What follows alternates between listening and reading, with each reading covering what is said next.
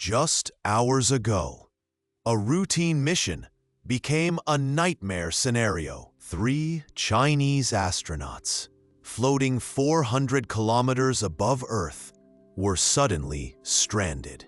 A tiny micrometeoroid had struck their ride home, the Shenzhou spacecraft, crippling it. With their return capsule compromised, China had to pull off a rescue mission the world has never seen before. What they did next is a stark engineering lesson, especially as NASA struggles with its own spacecraft problems. This is the story of a space rescue that NASA and SpaceX simply cannot afford to ignore. Space is an unforgiving vacuum.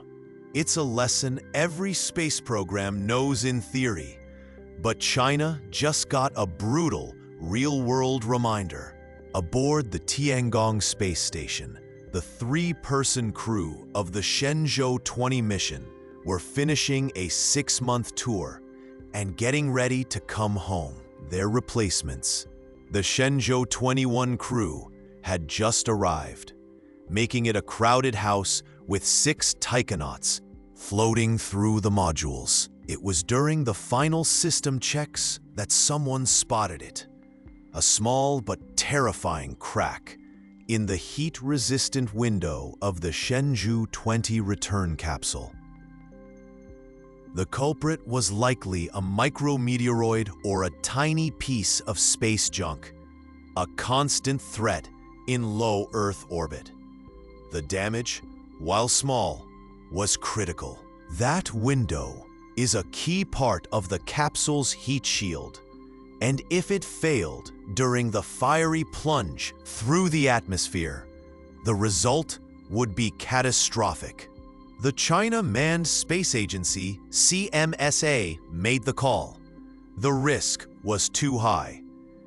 The Shenzhou 20, the crew's lifeboat, was no longer safe. Suddenly, 6 astronauts were on the station, but one crew had no reliable way home.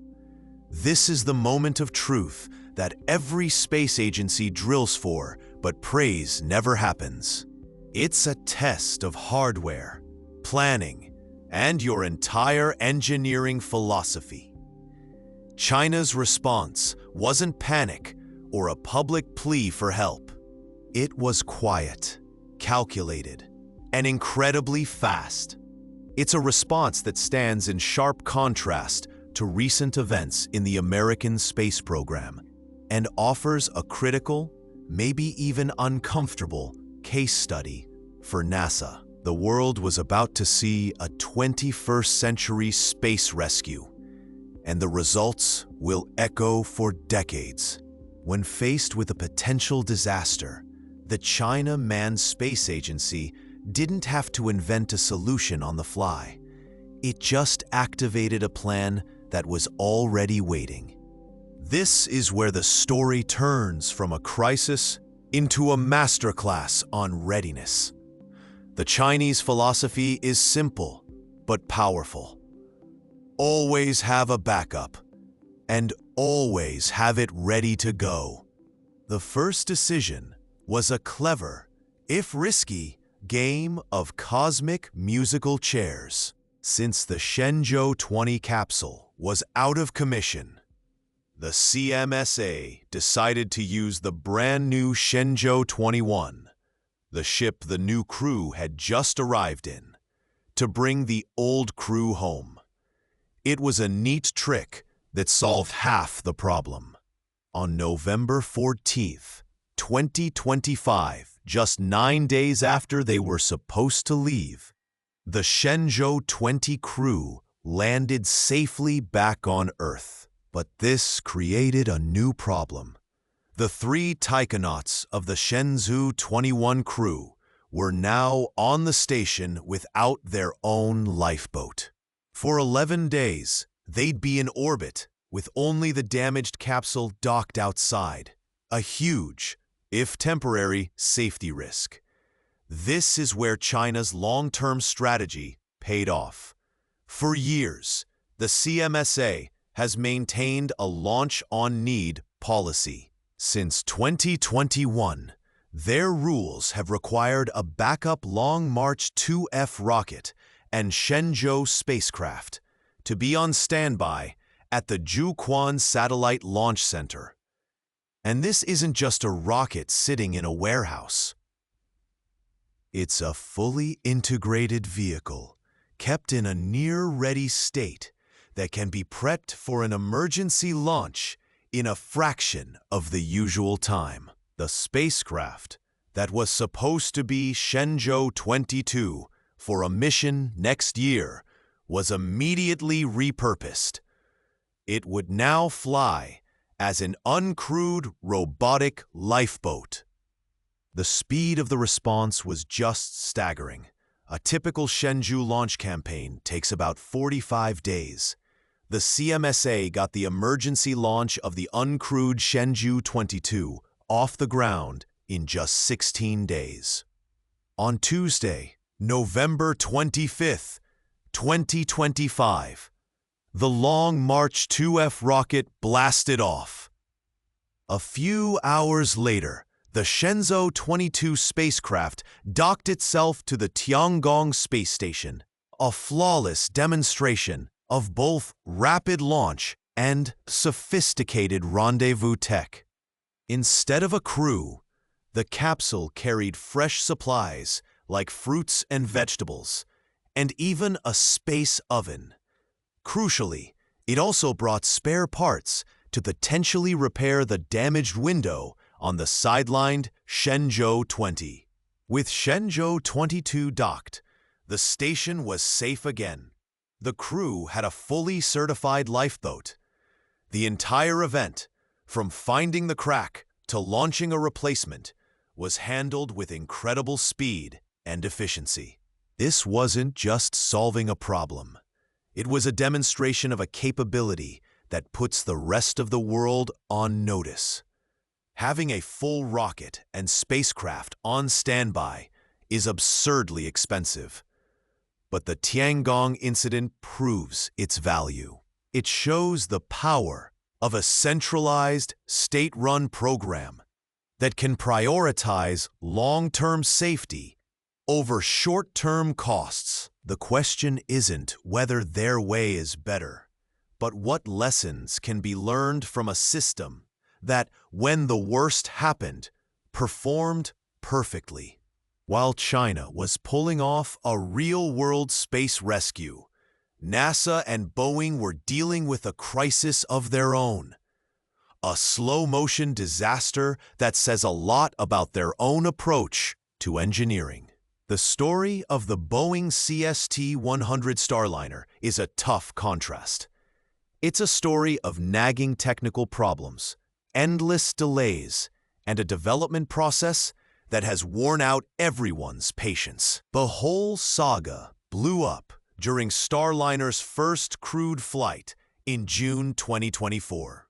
NASA astronauts Butch Wilmore and Suni Williams launched for what was supposed to be an 8-day trip to the ISS.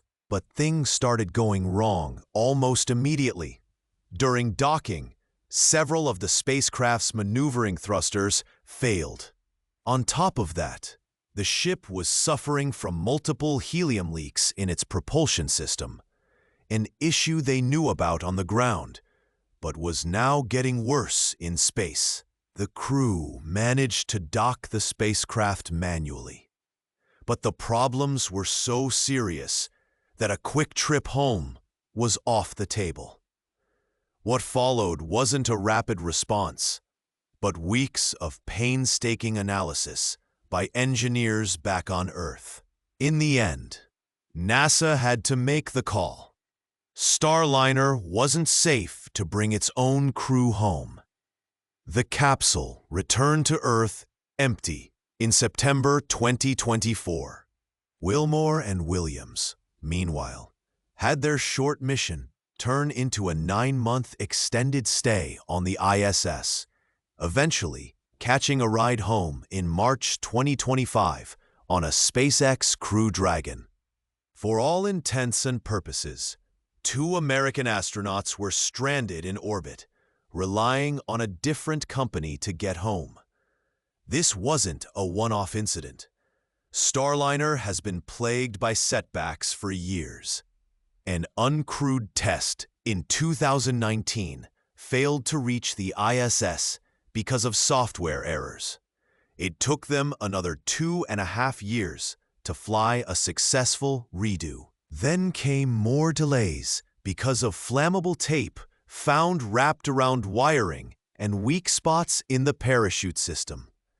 The program is billions over budget, a bill Boeing has to foot, and you can't help but compare this to SpaceX. Both companies got contracts in 2014, but SpaceX launched its first crew 4 years before Starliner's troubled flight. Since then, Crew Dragon has become the main taxi to the ISS, completing its 12th NASA mission by the summer of 2025. What we're seeing are 2 completely different ways of building things. SpaceX famously uses an iterative build, test, learn approach. They build, they fly, they break things, and they learn fast. This lets them find and fix huge problems early. Boeing, on the other hand, uses a more traditional waterfall method. They try to get everything perfect on paper and in simulations before ever flying. The problem is, when you find a major issue that late in the game, it's incredibly hard and expensive to fix. The whole public-private partnership adds another layer of complexity. NASA's job is to oversee safety. But when a partner like Boeing stumbles, it becomes a slow, bureaucratic process to investigate and fix. As of late 2025, Starliner's next flight won't be until at least April 2026, and it will be another uncrewed test.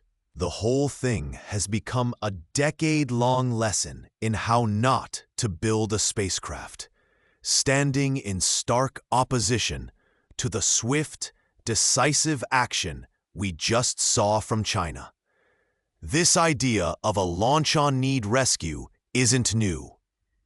In fact, NASA wrote the playbook decades ago. The contrasting stories of Shenzhou and Starliner are just the latest chapters in a long history of space rescues.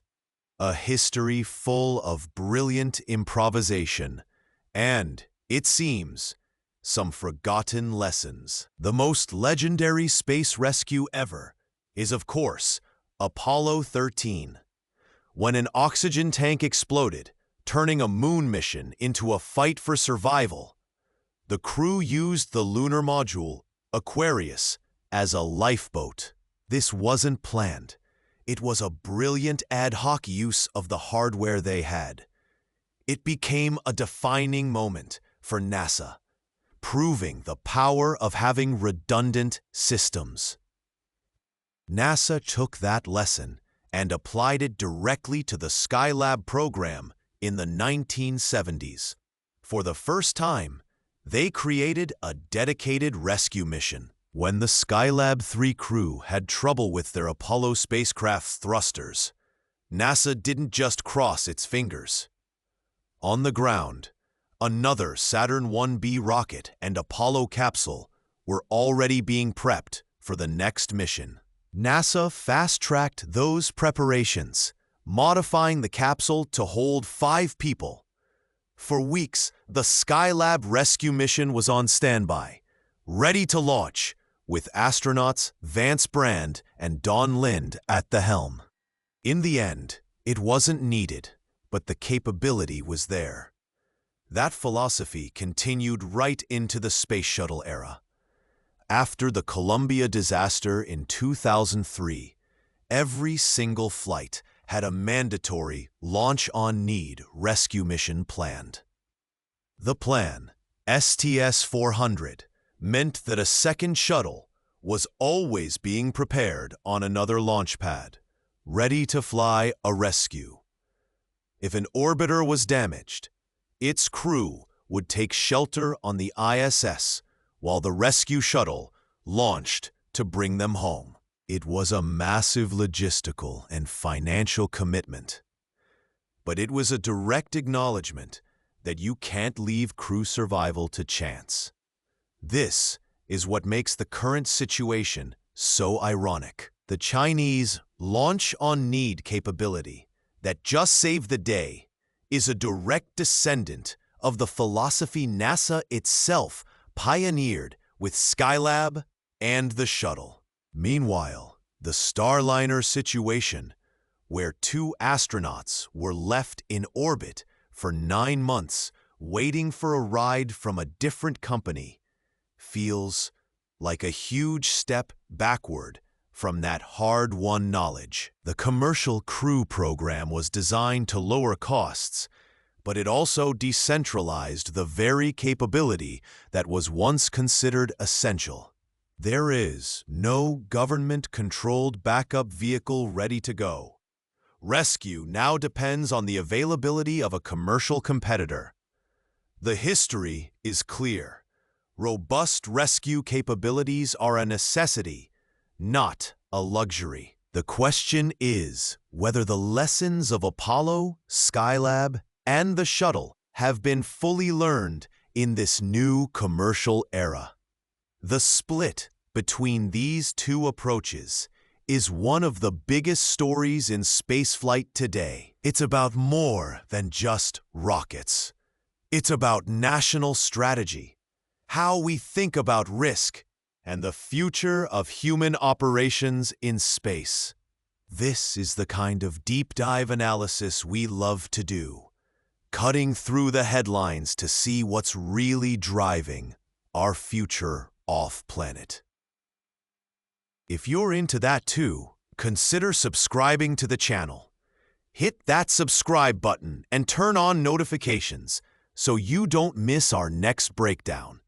So what does this all mean? The Tiangong rescue and the Starliner crisis aren't just 2 separate events. They represent a fundamental clash between 2 different ways of thinking. You have China's state-directed model that prioritizes readiness above all else, and you have the American public-private model that's designed to drive innovation and cut costs. The contrast gives us some critical takeaways that NASA and SpaceX need to be studying right now. China's philosophy is show, don't tell. While other countries have rescue plans on paper, China just executed one for real, and they did it with incredible speed. Launching a replacement spacecraft in 16 days is the result of a deliberate, expensive, long-term investment. The advantage is decisive action when it counts. The disadvantage? A possible lack of the nimble innovation that market competition can bring. Their system is robust, but it might also be rigid.